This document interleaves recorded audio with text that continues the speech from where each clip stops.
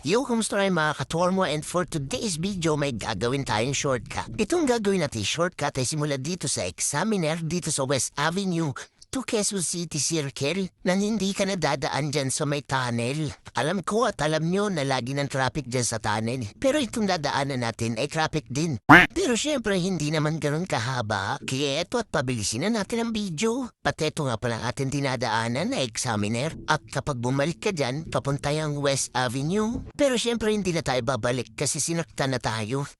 Aray ko! At pagdating nyo nga pala dito ay huwag kayo magdire-diretso. Kapag nakita nyo na itong crossing, kayo ay kumaliwa. Pero syempre huwag liko. I-check nyo muna. Huwag banat ang banat bata.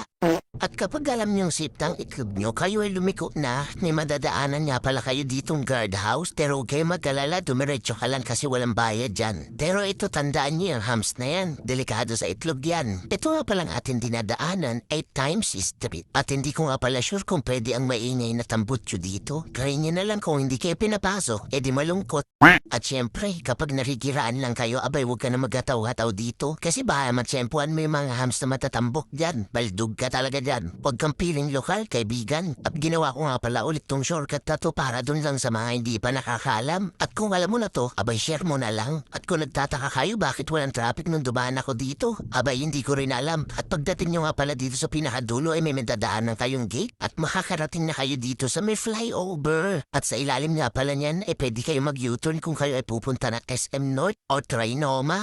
At syempre ako naman ay dederecho at kakaliwa dito. Motor nga lang pala ang pwedeng pumasok dito. Pero minsan naka-open yan, kasya ang sasakyan. Di ko lang alam kung pwede ka dyan. At maaarating na nga pala tayo dito sa crossing. Kung gagawin natin, tayo ay kakaliwa. At syempre dire-diretsuin nyo na lang yan. Hanggang sa makarating kayo ng circle. Pero may isang crossing pa kayo madadaanan dyan, yung may stoplight. At nandito na nga pala ako sa stoplight. May kaunting katanungan lang ako sa inyo. Lagi nyo rin ba na-experience yan kapag nandito kayo? Lagi na lang nawawala ng signal yung cellphone ko pag napatigil ako dito sa stoplight na to. Ako lang ba o ako lang talaga?